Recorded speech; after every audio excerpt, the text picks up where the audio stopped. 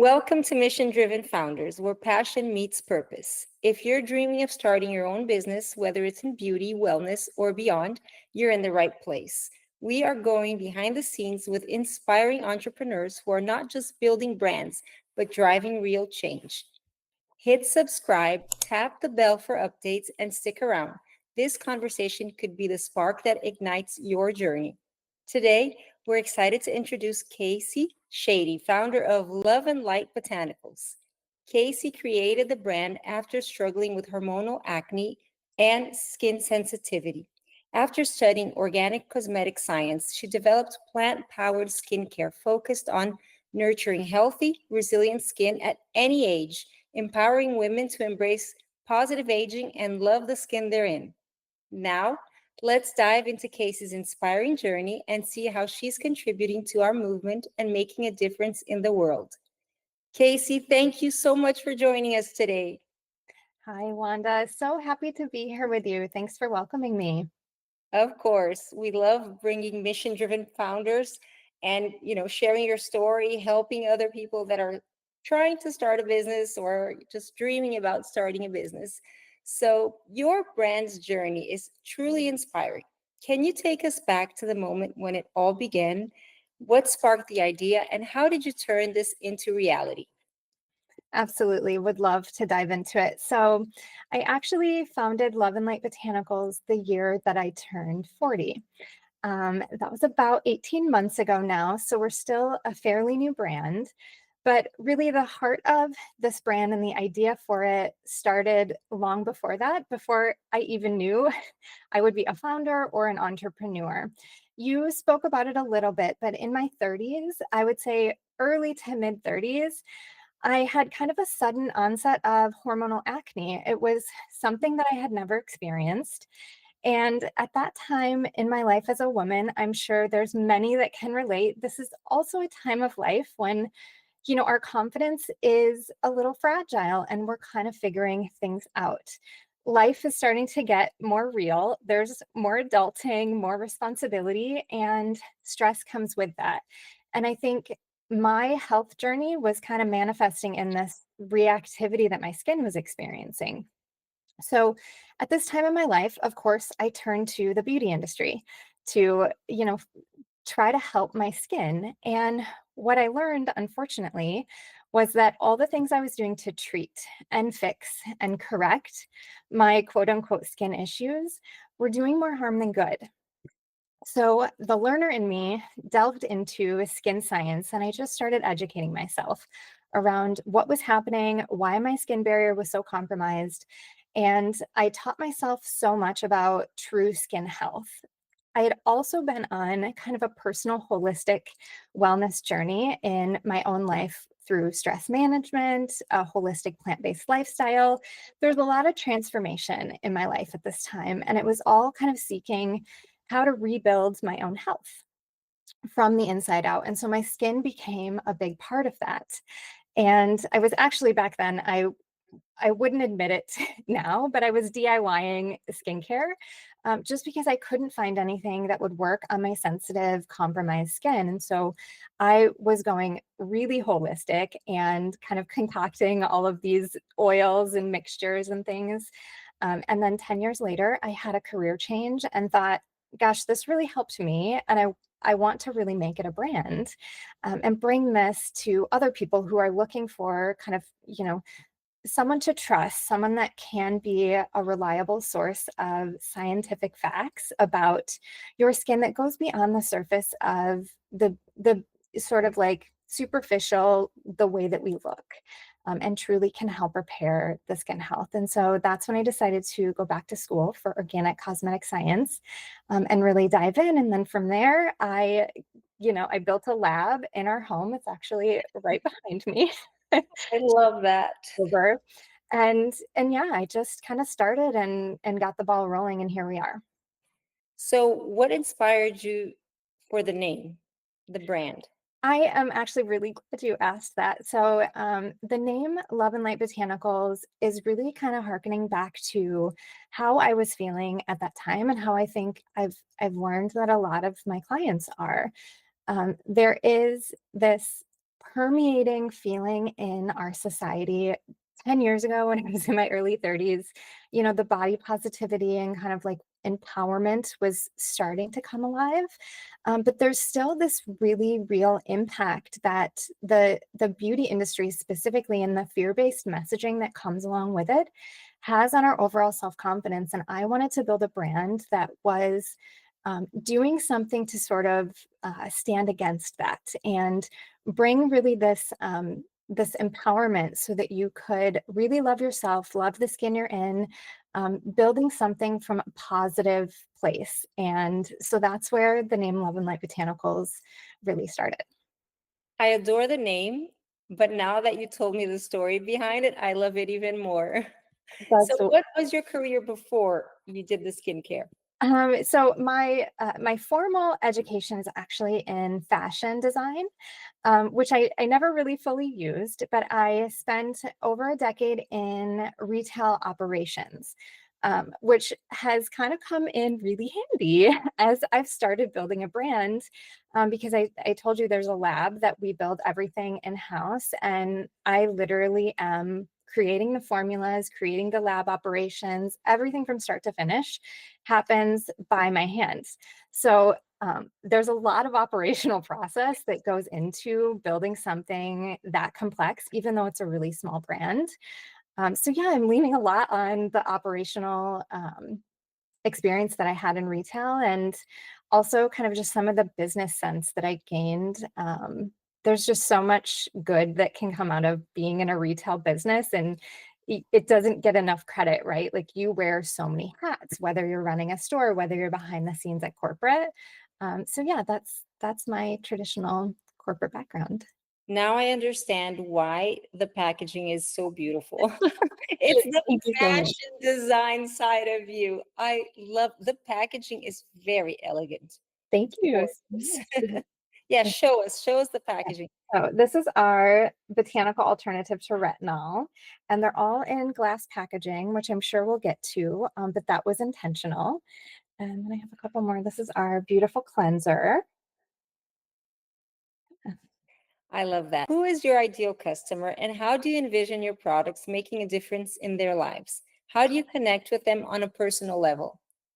Yeah, so I think my story really resonates with a lot of people that I meet when I am kind of out in the wild sharing this skincare brand. And really, it's an inclusive brand. So the formulas are designed to really repair and restore the skin health from a scientific perspective. So they're great for every skin type, but I really want to help people who also struggle with sensitive skin. And so that's really my core customer and who I am trying to serve, and who I'm looking to help.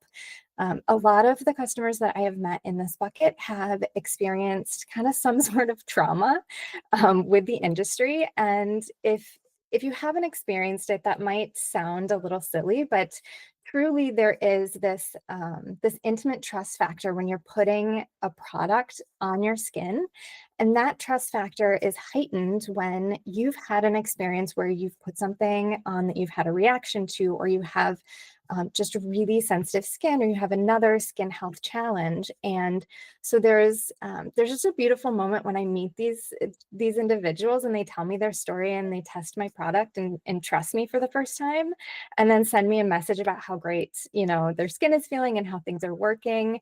I've met some people who've had allergies to some of the common things that are in a lot of our consumer product goods. One in particular, I remember I met last fall, and she is allergic to Bronopol, which is in a ton of things, hand sanitizers, soap, it's in your laundry detergent, and she was actually wearing gloves to go out in public and like do her normal shopping routines and things like that. And so she tried the cleanser, took it home, took it for a test drive, and then very quickly she reordered more products, and she's just sent me a message full of gratitude. And so that's really why I'm doing this, to help people who are kind of at their wits' end with the beauty industry. True. The cleanser is phenomenal. I feel like I'm just caressing my face and my skin is very sensitive. So I don't have like very fair skin. My skin is darker, but when I use your products, it's my skin soaks it in a way. It's like, thank you. It's my skin is thanking, me for taking such good care of my skin, because your products really, really nourish the skin, and I can feel it. Like the moment I put it on, I go to bed, especially the skincare. The night skincare. The night skincare it was a game changer for me. I love how I wake up in the morning and my eyes are not puffy and my skin is just it's not oily, but it's hydrated and moisturized the exact, like the right amount. That's fantastic. So thank you for thank you for plugging me and sharing your experience. And yeah, that's just truly something that fills my heart with joy to hear customers really receiving kind of this vision that I had around creating products that actually make your skin more resilient and focus on the skin science and use ingredients that are going to synergistically work with your skin to make it stronger and better on its own. I mean, it is our largest organ in our body after all. And so it only makes sense that if you nourish it and replenish it, it's going to perform better for you. And that's really what I'm trying to do. So I love that feedback.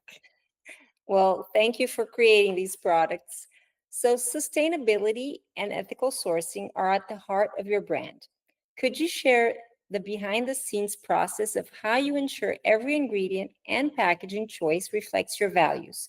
Any unique challenges you faced in staying true to this mission? Yes, great question. So another topic that is near and dear to my heart. So we already talked a little bit about some of the packaging choices, but I'll start with kind of the concept of the product line in and of itself. We're plant powered. We are plant based. I use only ingredients found in nature.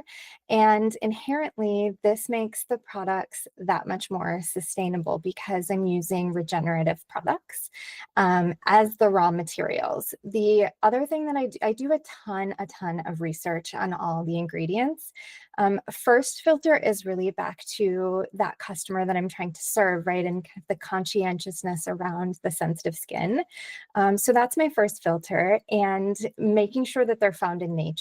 This makes it really easy to find beautiful ingredients. There's so many benefits in plants, so much bioavailable nutrients. So that's one of the purposes behind really creating plant-based skincare, is the intent on nourishing our body and nourishing the environment. My operational background also comes into play here. When you're operating a very small lab, some of the things that you want to do to be very sustainable can have pretty high barriers of entry. Your MOQs are going to be quite high to source things like glass packaging. It's one of the most expensive types of packaging. But there was a reason why I decided to go that direction, so that number one, the packaging was great for the environment. We were minimizing our footprint, but also it's better for the products. And when you're using really beautiful, botanical ingredients, it only makes sense to put them in a vessel that's really going to protect and sustain them. So some of the challenges were cost, barriers of entry, finding suppliers that wanted to work with very, very small MOQs. And I did some things that were really creative to kind of help me get access to those things. So using one vendor for as many things as possible will really help you get buying power with that vendor, building really, really good relationships. And then also having processes in place that are going to vet all of your suppliers. You want to make sure that the people that you're doing business with also have the same standards that you do, right? So I've spent a lot of time kind of on the background of the business, building really good processes. I have a intake system for when I'm evaluating a new vendor, and whether they're a raw material supplier or a packaging supplier, I have standards that I expect them to meet, and I keep a ton of documentation so that there's really good operational soundness behind all of that. So operationalizing those things has also helped me create more efficiency as a small brand, so that I can, do things in a very sustainable way. And then the last thing I will say on the sustainability front is we're also really looking forward. Obviously, I love the bootstrap story, right? About how we have our own lab and we've done everything kind of starting small, but we have big dreams and we want to grow this brand. And so, one of the things that I'm thinking about in the future is when we do build a lab that's bigger than the 12 by 12 room that I've taken over in my home. And so I have a local partner who is a climate action consultancy service, and they're helping me build a plan right now. They're called the New Northern, and they're located here locally in Minnesota. And they're helping me build a plan to identify the right location and the right community to start a bigger footprint so that we understand kind of what's available to us from a partnership perspective, because there's a lot of communities that are really helping brands be more sustainable and make better conscientious decisions around how they use their resources. So that's something that we're trying to do for the future so that we can also be responsible about our footprint as we grow. I really love what you said about, getting a partner that is aligned with your values, because not all investors are bad, right? Because a lot of entrepreneurs, a lot of people are like, "Oh, I don't want investors, I don't want to invest." But some investors are so aligned with the values, and right now they are, jumping on the wagon of sustainability and plant-based and cruelty-free, because that's the trend. That's what consumers really want. And that's good for the planet, and that's economically sustainable as well. It's not just for the planet. So I support that. There are a lot of other organizations that are like, "Oh, if you're backed by a VC or if you have investors, we don't really want to support you." We support the mission, right? The operational side, the finances, that's, I mean, everyone needs to grow somehow, and not everyone has the funds to self-fund or to bootstrap. Sometimes you need help, and if you're finding the right partner that's aligned, perfect. Everything that you've been telling us so far is very valuable for everyone who's starting a business. So pay attention to this interview, because it will. Kacie is really sharing her story and sharing invaluable insights and advice on how to start a business. And the operational side, wow, kudos to you. Congratulations. Very organized, very well structured. Thanks. It pays to be type A, right? It does. So, building a brand is a journey filled with highs and lows. Can you tell us about a particularly tough moment, how you pushed through, and the key lesson it taught you as a founder? And tell us how long it took for you to start the business as well, because people think, "Oh, I'm going to start a new skincare tomorrow because I can have a third party fulfillment, private label company, and tomorrow I'm going to have my skincare ready." Yes, absolutely. Super great question. So, I think while there's been many moments on this journey where, we are our own worst critic, and it's easy to question yourself and let that doubt creep in. There's been a lot of ups and downs, but one of the things that I've learned about myself is that learning journey and that process is actually super rewarding. So, somewhere along the way, I stopped getting really stressed out about the next quote unquote big problem.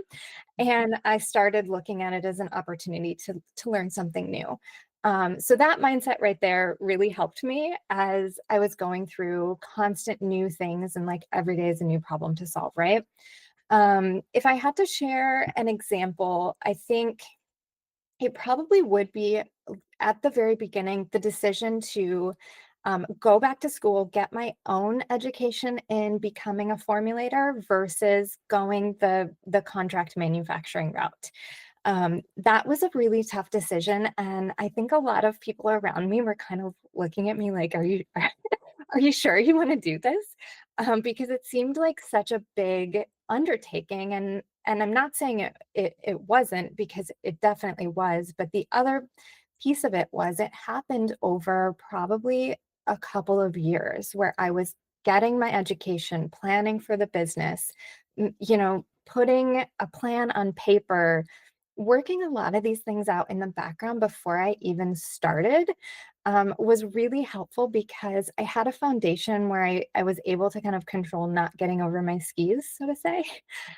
So I think in the beginning when I was kind of trying to learn a whole new career and pivot from something that was very operational to something that is very science based, that was a big change and a big decision. And I remember a lot of moments where, I would be working on a formula and I couldn't figure it out, and you know, you say, "Oh, can I do this? Is this something that did I make a good decision?" And so I think there was just a period of kind of getting my bearings and building my own self-confidence and getting over that sort of imposter syndrome. Um, so yeah, I would say that's probably the thing that was the biggest to overcome. And I think in the end, looking back and realizing how many things I was problem solving through and what I learned about myself was totally worth it. Totally worth it. Did I answer all your questions? Yes, absolutely, beautifully, actually, because the journey is the beauty is in the journey, right? And a lot of us, we get so anxious about the final product, and the revenue that we're going to, build. But really, like, what we learn during the journey about ourselves, about what we can endure so much more than we believe we can. And the lessons are so valuable. I just love this journey and what you're sharing, because it's so true. Like, look what you learned about yourself, and look at the final result. And still, the final result is a work in progress. It's never done, right? Absolutely. Yeah, I love that. I think, it is also okay to just start small, right? Like, that's the thing I always have gone back to.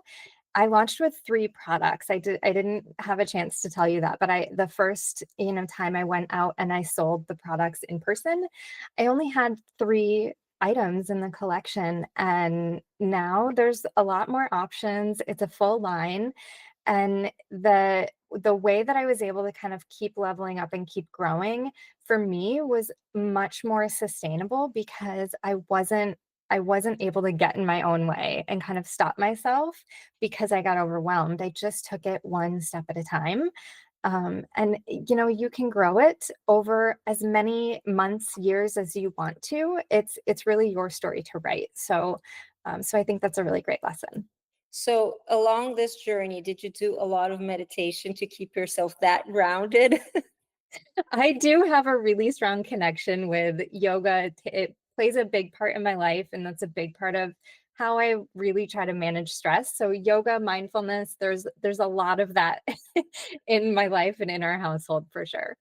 I can see that on your speech. I can totally see the yoga coming in, and the meditation, the breath work, because it is not an easy journey, but it's a beautiful journey. Thank you so much. Let's talk about the giving back chain, where brands and consumers unite to support the planet and community. How does your brand contribute to these efforts? And are there any specific causes or initiatives that you're especially passionate about? Yes, absolutely. So I think no matter how big or small you are, I think this is an important piece of building a brand is, connecting back to the values and things that your brand stands for. And for us, there's a couple of key things that we focus on. One is really rooted in that sustainability and taking care of this beautiful earth that we are able to enjoy.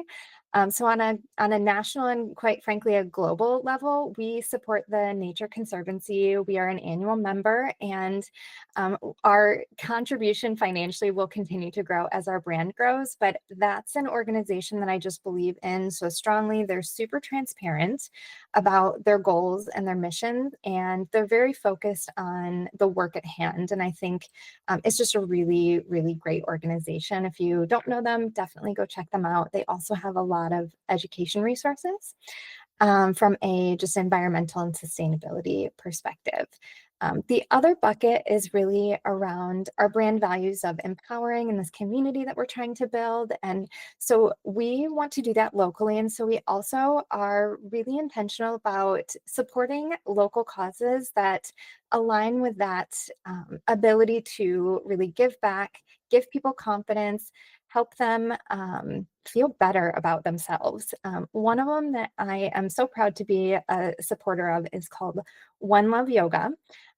This is a woman-founded organization as well, and they actually go into schools and build yoga programs for young people. If I think about how that would have helped me when I was in elementary school, it's literally about how taking a breath can help you regulate your emotions. So this organization is fantastic. We support them locally in a number of different ways, whether it's showing up at a gala or at an event, or just contributing financially as much as we can. And then we also are partners with a local organization that is supporting breast cancer awareness. And we do an event with them annually. It's called the Pink Social. And it's all about bringing awareness and education, but also empowering women and others who have been touched by breast cancer in their life. And of course, raising money to support the research around that important cause. So Wow, amazing, amazing work, amazing social impact.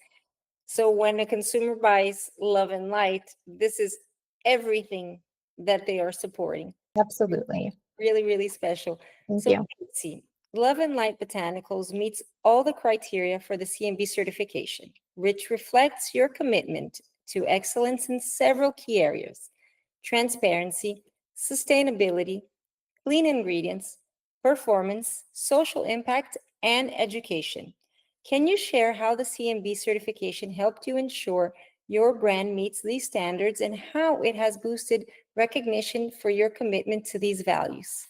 Yes, absolutely. So CMB is actually our first certification, and we definitely had a goal of working towards this. So in all of our operational processes, and as I'm designing formulas, I'm really thinking about how they can align with other organizations that are championing kind of the same values that we are. And so obviously, Wanda, you were one of them.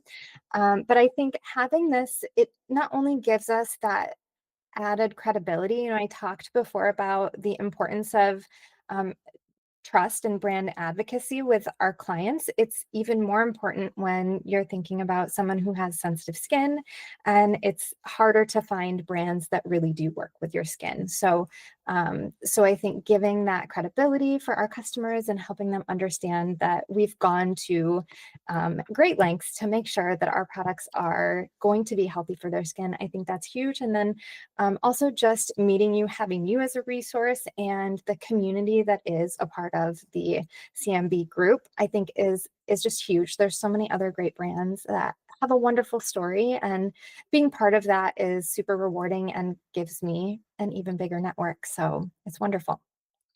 Thank you. We are honored to have Love and Light in, among our certified brands because your products are truly special and they really meet all the criteria. It was a pleasure testing the products, creating the assessment report. It really was, I mean, we love what we do, but when the brand meets the criteria and we're happy to use it and the performance is on our own skin, it's even better. It's a win-win. I love it. It is a win-win. Thank you, Kacie, for sharing your inspiring journey and for all the work that you do to create a more sustainable and conscious world. You've shown us how businesses can truly be a force for good. Thank you, Wanda. Thanks for having me. And to everyone watching, remember that every choice we make can shape the future. Let's choose wisely, live intentionally, and support those who are making a difference, like our friend Kacie. Stay inspired, stay motivated, and let's keep building a brighter future together.